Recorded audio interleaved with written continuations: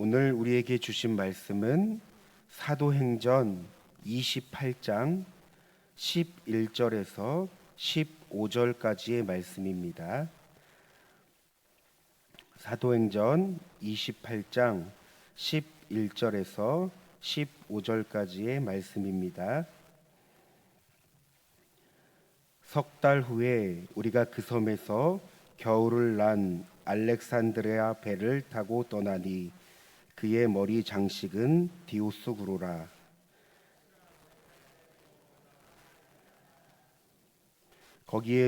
거기서 둘러가서 레기온에 이르러 하루를 지낸 후 남풍이 일어나므로 이튿날 보디올에 이르러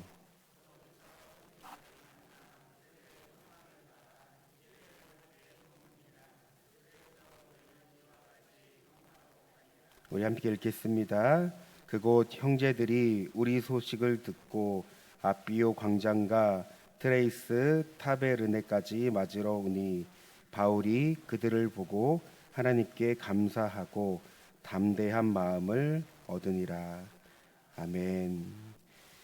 원래 오늘 말씀은 사도행전 27장 21절에서 44절의 본문이지만 여러분, 이 본문은 오늘 겟세마네 기도회에서 김진환 목사님께서 말씀을 전해주십니다. 그래서 토요일 본문인 사도행전 28장 11절에서 15절 말씀을 본 것입니다. 말씀에 앞서 광고 드립니다. 오늘은 겟세마네 기도가 있는 금요일입니다. 오후 9시에 본당에서 기도회를 진행하고요. 내일 새벽 기도는 없습니다. 오늘 황일석 집사님 발인 예배가 오전 8시 30분에 있습니다. 교회에서 8시에 출발합니다. 오늘 본문은 드디어 바울이 로마에 도착했음을 알립니다. 여러분, 우리가 잘 알고 있습니다. 바울과 그의 일행은 로마를 향하는 여정이 쉽지 않았습니다. 긴 시간을 바다에서 보내야 했고 유라굴로라는 강풍을 만나 죽음의 고비를 넘겼습니다. 이후 멜리데 섬에 간신히 도착하여 3달의 시간을 보냈는데요. 여러분, 우리 11절 말씀을 다시 한번 읽겠습니다. 석 달 후에 우리가 그 섬에서 겨울을 난 알렉산드리아 배를 타고 떠나니 그의 머리 장식은 디오스구로라. 아멘. 이렇게 바울과 그의 일행은 겨울을 지나 봄이 되었을 때 로마로 향했습니다. 그런데 이들이 다시 출발한 것은 너무나 좋은 일인데, 여러분, 방금 저희가 읽은 11절 본문을 보니 새로운 배를 탔다고 합니다.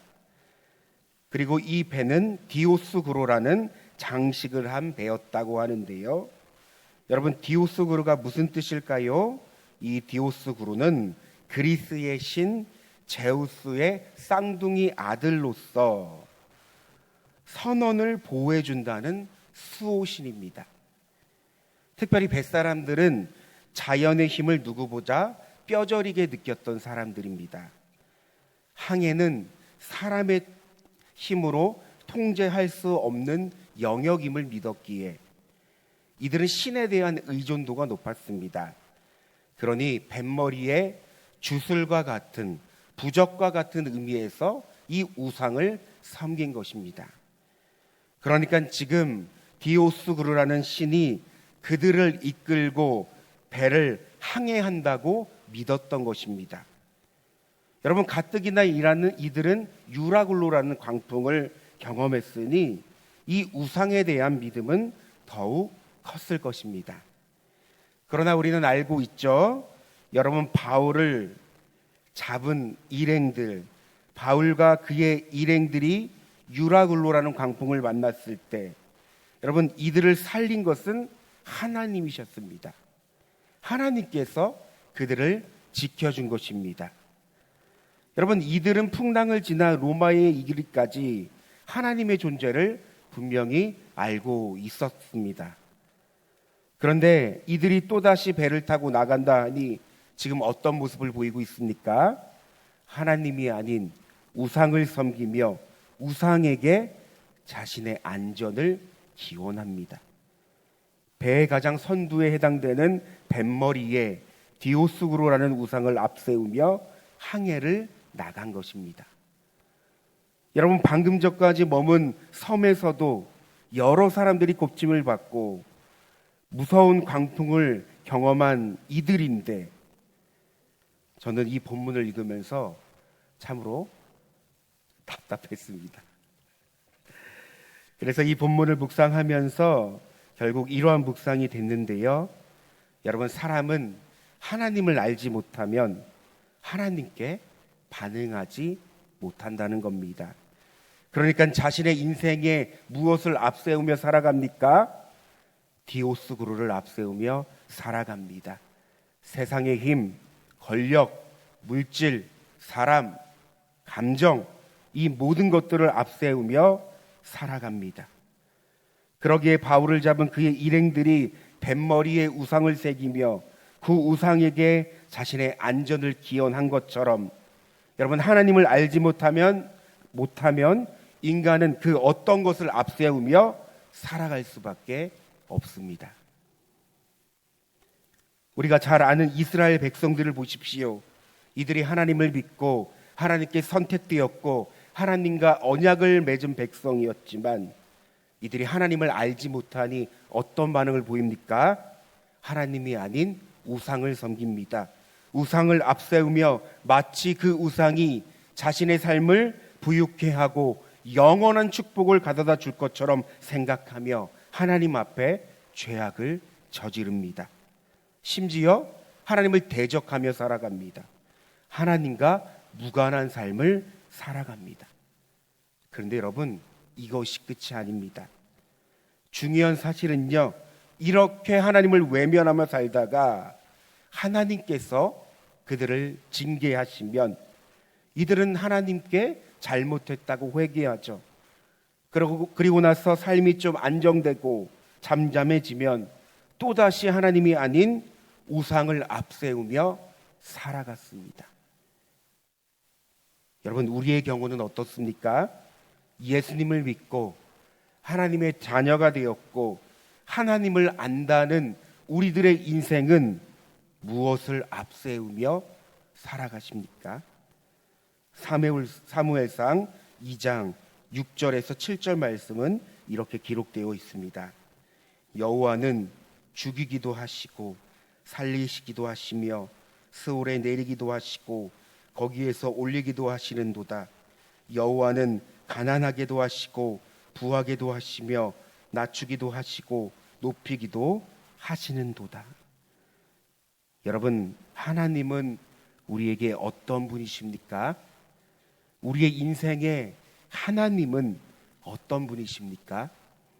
세상은 힘과 능력과 물질을 앞세우며 살아가지만, 여러분, 우리는 진리를 앞세우며 살아가는 자들입니다. 그 진리가 우리를 자유케 하며 생명의 길로 인도합니다. 그러므로 삶의 주관자이자 우리의 삶의 주인이신 주님을 믿는다면, 여러분, 우리 앞에 주님을 앞세우십시오. 주님께서 우리의 삶을 다스릴 것입니다. 이렇게 바울이 탄 배는 여러 항구를 거쳐, 여러분, 13절이죠. 보디올이라는 곳에 도착합니다. 이 보디올은 나폴리만에 위치한 항구 도시인데요. 그때는 이 로마 시대 때 이곳이 교통의 요충지였습니다. 바울 일행은 이곳에서 믿음의 동역자들을 만나 섬김을 받습니다. 그리고 내려가서 14절이죠. 마찬가지로 로마에 도착했을 때도 바울을 맞이한 믿음의 동역자들이 있었습니다. 그러니까 여러분, 이 본문을 보자면요, 여러분, 하나님의 사람은 어디를 가던 하나님께서 그 사람 곁에 믿음의 동역자를 붙여주신다는 사실을 우리는 알 수 있습니다. 이 동역자들을 통해서 위로하시고 섬김을 받게 하며 하나님의 사랑을 확증하십니다. 내가 너를 여전히 사랑하고 있단다. 나는 너의 하나님이다. 여러분, 우리에게는 바울과 같은 믿음의 동역자들이 있습니까? 만나기만 하면 불평과 불만과 비판과 정죄를 나누는 동역자가 아니라 슬픔과 아픔을 함께하고 기쁨과 감사를 함께 누리며 모든 일에 하나가 되는 믿음의 동역자들이 여러분 있습니까? 서로에게 신앙의 겉면과 함께 힘이 되어주는 믿음의 동역자들이 있습니까? 여러분 없다면 여러분이 그 사람이 되십시오. 하나님께서 부르신 가정과 공동체와 모든 삶의 자리에서 예수를 믿는 우리가 영혼을 살리는 자들이 되십시오. 여러분, 우리 안에 오신 예수의 영, 성령님은 살리는 영으로 우리 안에 오셨습니다. 여러분, 그분이 우리 안에 오셨습니다. 우리가 그분으로 충만할 때 그분이 우리 가운데 살리는 영으로 역사하십니다. 우리의 존재가 어떤 존재인지, 내가 어떻게 살아야 하는지, 나의 삶을 통해 무엇이 드러나는지, 여러분 성경이 말하고 있는 나의 존재를 정확하게 알아야 합니다. 우리 안에 계신 성령께서 우리로 하여금 모든 영혼들을 살리게 하십니다. 우리의 말과 행동과 삶과 인격을 통해서 믿음의 동역자들이 힘을 얻고 위로를 받고 함께 주님을 공유하며 더욱더 신실한 믿음을 가질 수 있게 되는 것입니다. 여러분들의 존재를 잊지 마십시오. 여러분들은 살리는 사람들입니다. 그리하여 15절 바울은 그들을 보고 하나님께 감사했다고 합니다. 여러분, 바울이 어떤 것에 감사했을까요? 만약 여러분이 바울이라면 여러분 믿음의 동역자들을 보고 어떤 것에 감사했을 거라 생각하나요? 여러분, 바울도 우리와 같은 마음이었을 겁니다. 그러니까 바울도 사람이라는 겁니다. 어찌 자신의 상황이 두렵고 긴장되고 염려가 되지 않겠습니까? 그러나 바울은 하나님께서 붙여주신 믿음의 동역자들을 보고 감사하며 그가 담대한 마음을 얻었다고 합니다. 여러분, 영어 성경을 보면요, 이 담대한 마음은 능동태가 아니라 수동태입니다. 그러니까 자신에게 나왔다는 것이 아닙니다. 자신이 담대한 마음을 가졌다는 것이 아닙니다. 수동태, 누군가로부터 누군가에게 담대한 마음을 얻은 것입니다. 그러니까 이 담대함은 그저 인간적인 수준에서의 용기가 아니라는 겁니다. 하나님께로부터 나오는 영적 담대함. 바울은 이 영적 담대함을 하나님께로부터 얻었다는 것입니다.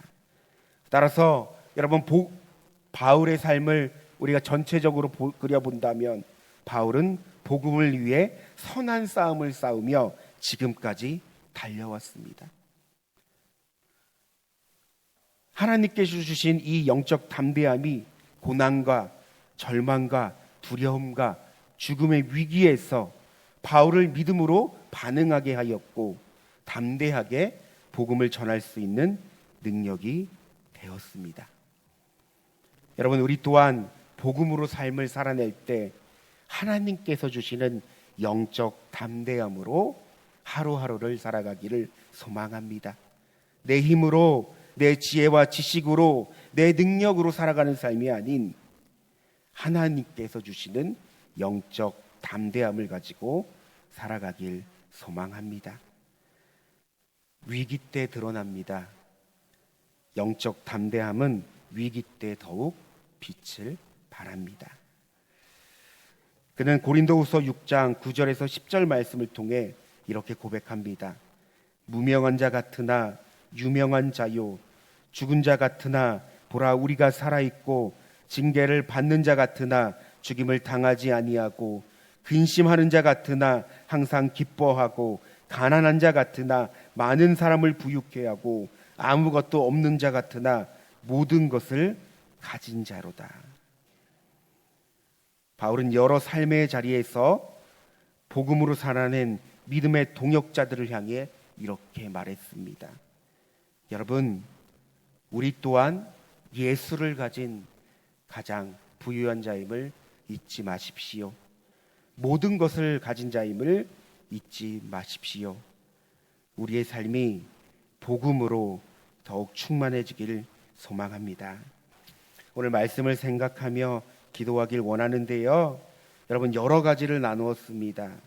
그중 두 가지 제목을 갖고 기도했으면 좋겠습니다. 첫째, 우리는 무엇을 앞세우며 살아가는가? 세상의 것이 아닌 하나님을 앞세우며 살아갈 수 있는 우리의 삶이 될 수 있도록 여러분 기도하길 원합니다.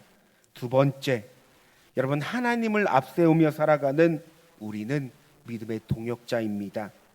나는 어떤 동역자일까? 하나님께서 나를 어떤 믿음의 동역자로 부르셨을까? 하나님의 부르심을 다시 한번 확인할 수 있는 이 시간이 될 수 있도록 여러분 다 함께 주여 한번 부르시고 기도하겠습니다. 주여! 사랑과 은혜가 충만하신 하나님, 오늘 사도행전 28장 11절에서 15절 말씀을 가지고 말씀을 나누었습니다. 바울이 드디어 로마에 도착했습니다. 하나님, 여러 상황과 환경이 그 앞에 있었지만 하나님께서 인도해 주셔서 바울이 로마에 도착했습니다.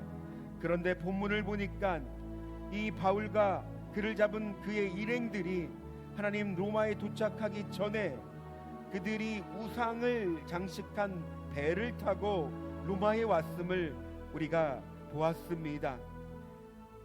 이들이 죽을 고비를 넘기면서 하나님의 은혜를 경험했지만 하나님을 알지 못하기에 여전히 세상의 우상을 섬기며 그 우상을 의지하며 배를 타고 온 이들을 생각하면서 하나님, 그들의 모습 속에서 우리의 모습은 없는지 우리의 삶을 적용해 봅니다. 하나님, 우리도 예수를 믿고 하나님의 자녀가 되었고 믿음으로 살아간다고 하지만